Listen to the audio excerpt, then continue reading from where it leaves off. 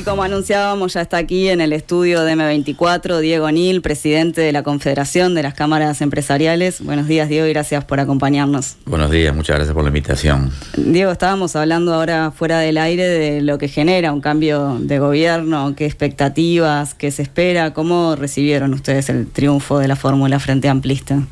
Bueno, el domingo de noche creo que como la mayoría de la gente, sorpresa por la diferencia, pues esperaba un final más reñido. Todo el mundo decía que íbamos a tener la definición en las primeras horas de la madrugada, pero bueno, a las 8:30 ya teníamos presidente electo. Para nosotros fue una alegría, pues nos fuimos antes de la transmisión. Pero bien, a ver, nosotros nos habíamos reunido con Orsi y parte de su equipo un par de meses antes de las elecciones y habíamos tenido un intercambio a partir de un documento que la Confederación de Cámaras Empresariales elaboró con propuestas precisamente para esta próxima administración. Y encontramos muchas coincidencias, otras áreas en las que no tanto, pero una expectativa positiva. Indudablemente es un cambio importante porque es un cambio de signo político, pero trabajaremos, esperamos bien con la próxima administración. ¿Y cuáles son las preocupaciones que tiene hoy la Confederación pensando justamente en estos próximos años y qué tanto de estas preocupaciones está allí plasmado en el programa del Frente Amplio? Bueno, el documento nuestro tiene 4 capítulos básicamente. El primero es autorreferencial, plantea los desafíos que tiene el propio sector privado en cuanto a aumentar la productividad por la vía de la innovación, de la incorporación de tecnología, en cuanto a ser copartícipe en la capacitación de los trabajadores, cosas. Después hay 3 capítulos, uno fundamentalmente todo lo que tiene que ver con el Estado, con la política económica, con las reformas necesarias a nivel del Estado, con la reducción del déficit fiscal, del gasto público, con una cantidad de incorporación también de tecnología, digitalización a nivel del Estado para mejorar la gestión, ser más eficiente, y nosotros entendemos también que en el tiempo se debería ir a una reducción de la plantilla de funcionarios públicos. Pero básicamente esos son los planteos por el lado económico. Después hay un capítulo específico sobre inserción internacional, que nos parece un tema clave para el desarrollo y para el crecimiento económico del que ha hablado mucho Orsi en la campaña. Ahí nos parece que se juega buena parte del éxito de ese crecimiento, porque Uruguay tiene que aumentar los mercados, pero sobre todo tiene que lograr ser más competitivo con sus competidores, valga la redundancia, y el Mercosur es importante. Aproximadamente una cuarta parte de nuestras exportaciones son al Mercosur, pero el otro 75% está fuera de la región, y allí dejamos mucho dinero, alrededor de 500 millones de dólares por año en aranceles, que nuestros competidores no los tienen. Entonces nos parece importante ese logro de acuerdos para poder reducir todos esos costos. Y después hay un último capítulo, que es el capítulo sobre educación, que a la Confederación siempre le parece un tema central para el país y para el desarrollo de su gente, y donde ahí hay, por un lado, algunas cosas respecto de la educación formal, lo que tiene que ver con la reforma educativa en curso y su continuidad, su mejora eventualmente, sus ajustes, pero continuar el camino emprendido. Y después también otra parte vinculada a la formación dual y la participación también de las empresas en esas experiencias, y hacer de la formación dual, es decir, aquello que es parte en el aula y parte en el trabajo, una oferta más del sistema educativo que sea más amplia, porque nos parece que es un camino importante. Diego, vamos a ir hablando a lo largo de la entrevista de distintos puntos que mencionaste ahora, como esto de la competitividad o la inserción internacional. Pero nosotros te entrevistamos en 2022, en ese entonces, claro, había sido de manera telefónica, y tú nos decías que, bueno, que 2020, 2021, 2022 no habían sido malos años, pensando particularmente en UPM, en la construcción de UPM, pero que 2023 iba a bajar y que no había proyectos que suplantaran esto del sector público. Finalmente, ¿qué pasó? ¿2023, 2024? Ahí me entrevistaron seguramente como presidente de la Cámara de la Construcción. Sí, está bien.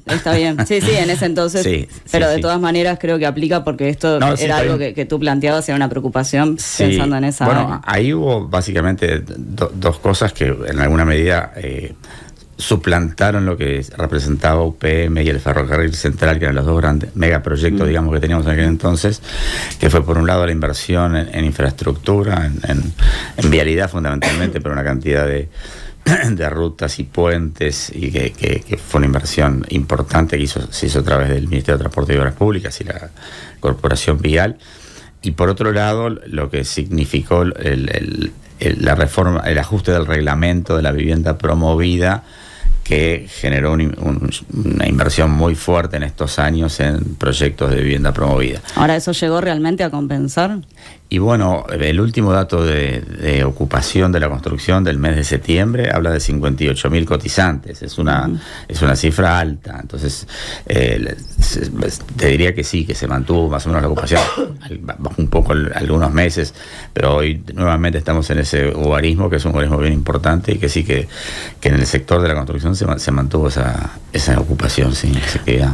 También nos dijiste en aquel momento, en plena pandemia, vimos que era buena cosa impulsar la reactivación, el gobierno no tomó esa opción, no fue de recibo. Bueno, ¿qué consecuencias tuvo esto?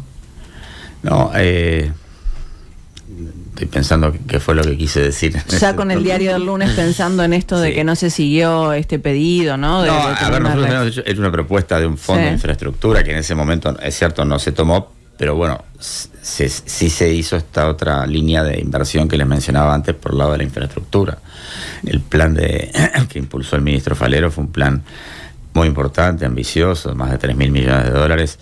Uno sale al interior y ve obras viales por todos lados, ¿no? Entonces, eso fue, no fue nuestra propuesta, pero fue una solución alternativa que planteó el Ejecutivo y que fue bien positiva. Hay un tema que ustedes plantearon a lo largo de todo el periodo, que fue el tema de la competitividad. ¿Cuánto les afectó esto? Bueno, ahí hay varias cosas, ¿no? Hay un efecto coyuntural, digamos, por el tipo de cambio, que fue una afectación muy importante, todos lo sabemos.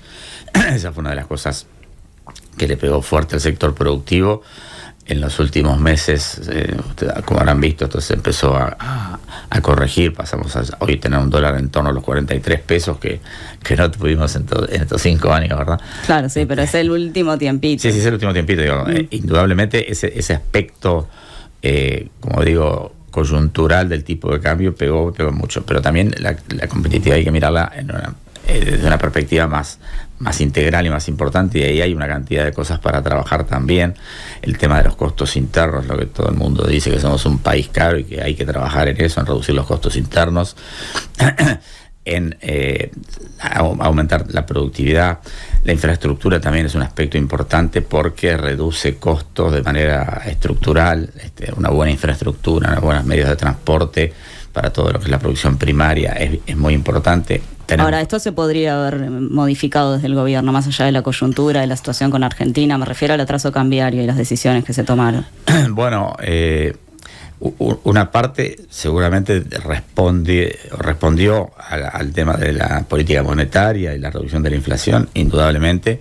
Nosotros entendemos que otra parte viene también el problema del atraso cambiario. Es un problema recurrente en Uruguay en los últimos 20, 25 años, es algo que nos ha pasado recurrentemente, y ahí hay otras cosas como el déficit fiscal, que indudablemente también está detrás de este problema, que es una de las cosas que nosotros entendemos que hay que darle prioridad. Y que terminó más o menos, o sea, igual a como estaba antes. Sí, habrá que ver cómo termina, un poco por debajo, pero no todo lo que se esperaba que estuviera, probablemente un medio punto, o quizás hasta un punto por debajo del 2019, pero no se llega al 2 o 2,5% que era. Sí, no, está lejos de la promesa. Gobierno. Exacto. Y bueno, ese es un tema que también entendemos que esta próxima administración debe tomar. ¿Y hasta ahora cuánto afectó el atraso cambiario? ¿Cuánto afectó en cuanto a puestos de trabajo, en cuanto a términos de producción, por ejemplo? Bueno, una medición de ese tipo no tenemos, pero digo, indudablemente afectó mucho la rentabilidad de los productores o del sector exportador. También en la construcción, a pesar del nivel importante de actividad que hay en la construcción, y la construcción de vivienda particularmente, esto es posible porque hay un instrumento como la Ley de Vivienda Promovida que tiene beneficios fiscales, y entonces eso hace que el precio pueda ser más bajo, que se pueda colocar el producto. Pero en realidad los márgenes también en la construcción, que como todo en nuestro país está muy dolarizada, se han comprimido mucho con el tema del atraso cambiario. Es decir, pega y pega mucho. No tengo una cuantificación para responderte. Cuando hablamos de esto del déficit, se ha planteado el que cada gobierno cuando llega sobre el final muchas veces entra en esto del carnaval electoral, ¿no? y en incurrir en gastos que de repente antes no había hecho. ¿Te parece que se cumplió esto en este caso? Los datos dicen que el gasto público habría aumentado en 2024, eso podría coincidir con tu pregunta, pero por otro lado no es lo que se percibe, por lo menos desde el sector privado, que haya habido, sí, como se dice habitualmente, un carnaval electoral, es decir, un flujo de gasto. No se ha percibido. Hay sectores donde, por ejemplo, el gobierno, el Estado ha estado trazado en los pagos y no se corrigieron en este año 2024, es decir, no hubo un especial cuidado de ponerse al día o ese tipo de cosas por el tema eleccionario, así que creo que no ha sido un año particularmente ¿En qué sectores en particular? Y por ejemplo en algunos como la salud, sí, en algún otro también. Por otro lado, hay algo que tú has hablado en otras instancias y que estaba en el programa del Frente Amplio, también algún otro partido lo planteó, que es esto de revisar las inversiones, la COMAP, los proyectos que se han incentivado en otros periodos, revisar, si efectivamente habría que seguir priorizando los mismos que hasta ahora. ¿Compartís en que hay que hacer una revisión de esto? Bueno, el economista O'Donnell ha sido claro en que tiene un equipo trabajando en eso, en la revisión de todo lo que le llaman el gasto tributario. Normalmente enseguida se piensa en la ley de inversiones, lo que es la COMAP y la ley de vivienda promovida, pero hay otras cosas, ¿no? Hay sectores que tienen exoneraciones, hay sectores que tienen IVA diferenciado, o sea, hay una cantidad de cosas que componen ese gasto tributario. La verdad que en nuestro país esas herramientas han sido fundamentales para aumentar la inversión. Puede haber otro contexto económico en el que no sean necesarias. Hoy lo siguen siendo. Entonces, ¿pero pueden ser necesarias para otro tipo de proyectos? ¿Apostar a otras cuestiones? Bueno, básicamente estos dos que mencionamos de la COMAP, la ley de inversiones y la vivienda promovida, seguramente se puedan hacer ajustes en la reglamentación, pero sin eliminar el instrumento. Eso es lo que nosotros entendemos. No, por eso digo, desde el Frente Amplio no se hablaba de eliminar la COMAP, sí de revisar a dónde iban los apoyos, ¿no? Bueno, esta última administración en los últimos tiempos también hizo un ajuste en la reglamentación de la COMAP, cambiaron los indicadores, o sea, eso es algo que periódicamente se ha hecho, lo hicieron los gobiernos del Frente Amplio y lo hizo esta administración también. Es probable que pueda ser.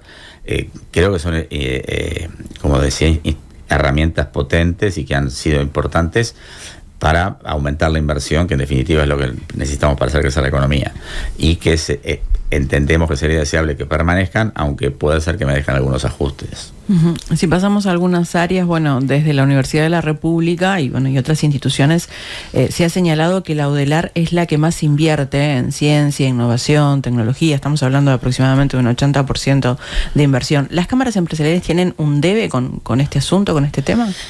El sector privado, más que las cámaras empresariales, diría, probablemente sí. Ese es un tema que nosotros tenemos allí en el documento también, como una cosa que tenemos que buscar acercar al sector empresarial, a la academia y a los investigadores, tratar de tener el desarrollo de una ciencia aplicada precisamente para el desarrollo de nuestro país, para el crecimiento de la economía. Es cierto que no hay, probablemente ahí juegan muchas cosas, la escala de nuestro mercado, el tamaño de nuestro mercado, de nuestro país, de nuestras empresas, pero tenemos que buscarle la vuelta. Es algo que tenemos que buscarle la vuelta, obviamente con el apoyo del sector público, pero ahí tenemos un debe, sí, entiendo que sí, y una inquietud. Creo que en los últimos años todos hemos ido convergiendo en esa idea de la necesidad de profundizar ese vínculo de las empresas con los investigadores y con la universidad. ¿Cuánto más podría dar el sector privado en ese sentido? Ahí eso no tiene techo, ¿no? Uh-huh. Pero como digo, uno mira cómo está compuesto el parque empresarial del Uruguay, y de unas 210.000 empresas que tenemos, hay 185.000 que son micro y pequeñas empresas. Es decir, aquellas empresas que tienen micro son las que tienen menos de 5 trabajadores y pequeñas son las que tienen menos de 20. Entonces, esa es una realidad también. En realidad, las empresas grandes son un número bastante reducido, que son las que tienen a priori la mejor posición para avanzar en esas áreas. Pero bueno. ¿Y esas empresas grandes están en un debe? Bueno, yo creo que sí, que hay más para hacer. Pensando en la inserción internacional, que esto es algo que tú planteas. Sí. Por ejemplo, en el área de tecnología hay mucho avance, ¿no? O sea, hay algún sector que se destaca, el sector tecnológico sin duda que se destaca, pero es una isla en el medio de todo el campo empresarial. No, decía que otro tema que traen ustedes en el documento y que tú mencionabas ahora es el tema de la inserción internacional. Y en ese sentido, bueno, eso fue algo muy discutido durante este gobierno, incluso digo por distintas cámaras y demás, cómo se había dado en cuanto a que, bueno, no se abrieron demasiados mercados en cuanto a esta gran apuesta, ¿no? El TLC con China, que finalmente no se concreta. ¿Cómo percibieron ustedes cuánto ayudó y cuánto perjudicó esta política? Nosotros acompañamos la política de esta administración en ese sentido, porque entendemos que es lo que decía al principio, es fundamental abrir lograr acuerdos de comercio para reducir los costos que pagan nuestras exportaciones. ¿Pero cuánto se abrió? No, los resultados fueron escasos. Yo tuve oportunidad de acompañar la delegación presidencial a China el año pasado y ahí hubo algunos avances, pero obviamente lo del TLC está trancado. Todos sabemos que allí hay una situación que nuestra pertenencia al Mercosur nos condiciona y que eso no... Si no se logra destrabar acá, no se va a avanzar con China. Esa es un poco la realidad. Después está lo otro del acuerdo transpacífico, que está el proceso también de incorporación. Resultados concretos, digo, hubo un montón de resultados concretos a nivel más micro, digamos, no sé, en Japón, con el mundo árabe, en fin, cosas más chicas. Pero estas cosas grandes no se logró concretar. Ahora, a nosotros nos parece que la línea es la indicada. Cuando ahora se plantea probablemente un mayor alineamiento con el Mercosur, nos preocupa un poco porque no nos ha dado demasiado resultado esa política. Pero bueno, tampoco la otra logró los resultados. Nosotros lo que sí entendemos que esta es una discusión que nos tenemos que dar como país y lograr una estrategia que un poco es una política de Estado y que se mantenga a lo largo del tiempo. Porque como decía antes, el Mercosur es importante, pero el 75% de nuestras exportaciones van al resto del mundo. Y si queremos aumentar el crecimiento económico, tenemos que aumentar esas exportaciones más. Y todas estas cosas de no contar con acuerdos de libre comercio como tienen nuestros competidores son desventajas en la competitividad. Entonces nos parece que son cosas que sería deseable, ojalá en este pedido se pueda dar, algunos acuerdos que hagan que estas puedan ser políticas de Estado permanentes, ¿verdad?